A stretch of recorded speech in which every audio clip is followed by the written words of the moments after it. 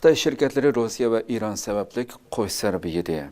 Qadrli ko'ruvchilarimiz, albatta Xitoy tajovuzchilarining dunyoga afat bo'lib kelayotganligi va hokimiyat tarafdan emas, shirkatlarning butun dunyoda qanday yo'lsizlik qilayotganligini har doim anglab turyapmiz, ko'rib turyapsizlar.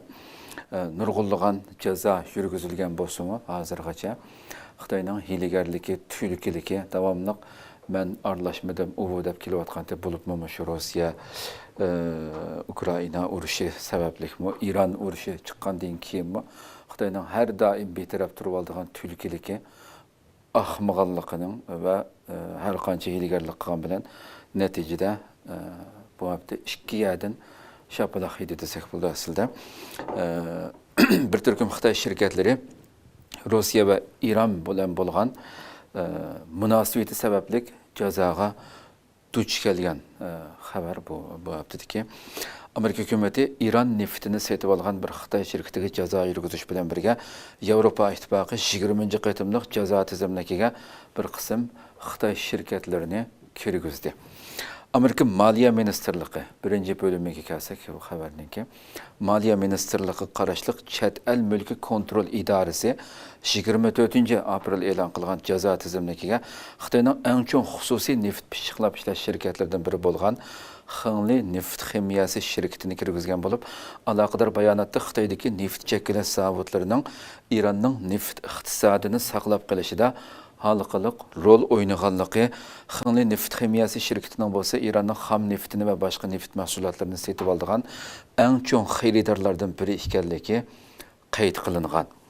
Xitoy Tashqi ishlar ministrligi bayonotchisi bo'lsa, bu haqda ifoda bildirib, Xitoyning xalqaro qonun asosi bo'lmagan qonunsiz yakki tarafli jazo yurgizishga qarshi turadiganligini, o'z shirkatlarining qonuniy huquqini qo'g'daydiganligini da'vo qildi. Buni joriy soldi. Har doim qadar ilgari muqanchilik qatim aldinglar bu masalada.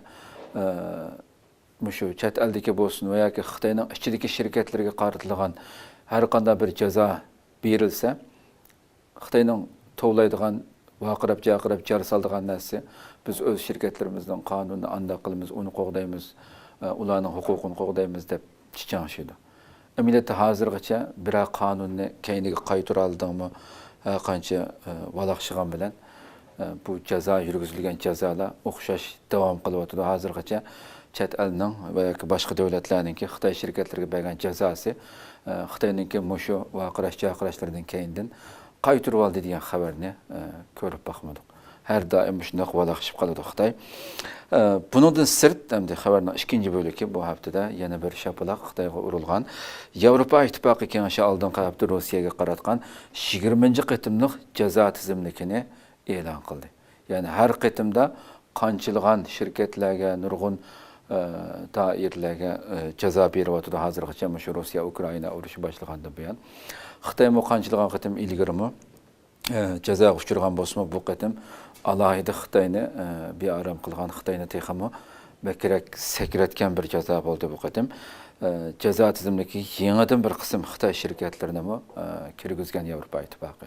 Hozirgacha hammamizga ma'lum, men hech qanday bu urushga taraf bo'lmadim, u deb hiylagarlik bilan Xitoy buni safsatisini setib o'tadi dunyoga. Yevropa ittifoqi bu qatim Ukrainaga 90 milliard yevro qarz berish qarorini tasdiqlagandan sirt 2 yildan buyongi ko'lami eng cho'ng bo'lgan mazkur jazo tizimligini e'lon qilgan. Tizimlikka yangidan 120 shaxs yoki shirkat organ kirgizilgan. Bularning ichida Xitoy, Belorussiya qatorliq bir necha davlatdagi 16 shirkat organ Rossiya armiyasini fuqaroviy harbiy qo'sh ishlatgan mahsulotlar va qurol sistemasi bilan ta'minlaganligi uchun tizimlikka kirgizilgan. Hammamizga ma'lum, Xitoy davomli holatda o'zining Xitoyning ichidagi shirkatlar jazoga uchrab ketmasin deb numussizlarcha atrofdagi jazoga uchirmaydigan davlatlarga berib, hatto chet ellikning nomida shirkat qurib, o'zining mahsulotlarini yana o'xshashlam shu cheklangan yerlarga setayotganligi yillardan buyon nurg'un dokumentlar bilan aniqlangan masalamizga ma'lum bo'lgandek. Yana 60 shirkat organ texnika qattiq eksport cheklamasiga uchraydigan bo'lib, bularning 21 Xitoyda yoki Hong Kongda tizimga oldirilgan. Ma'lum bo'lishicha, ular Rossiya Mudofaa ministrligining texnik yangilishiga yordam bergan deb ayıplangan. Yevropa İttifaqının bu qararı Xitoyni qattiq bearam qilgandan keyin har doimgidek Xitoy yana buningga chichangshib, hatto numussizlarcha o'zining qilayotgan numussizligi bir tarafga qilib, Yevropa İttifaqının bu qararini numussizlarcha harakat deb atab, darhol amaldan qoldirmasa anda qilman, mana qilman, Yevropa İttifaqının ig'ir oqibatga duch kelganligini bildirib jarsagan edi shu hafta. Dal bu vaqirash-chaqirashlarnikidan buni jarsagandan keyin Xitoy Savdo ministrligi darhol o'ch elib Yevropa İttifaqının bu qaroridan 24 aprel Yevropa İttifaqının Hayristal şirketi qatorliq 7 şirketini eksport kontrol tizimligiga kirgizganligini e'lon qildi Xitoy Savdo ministrligi.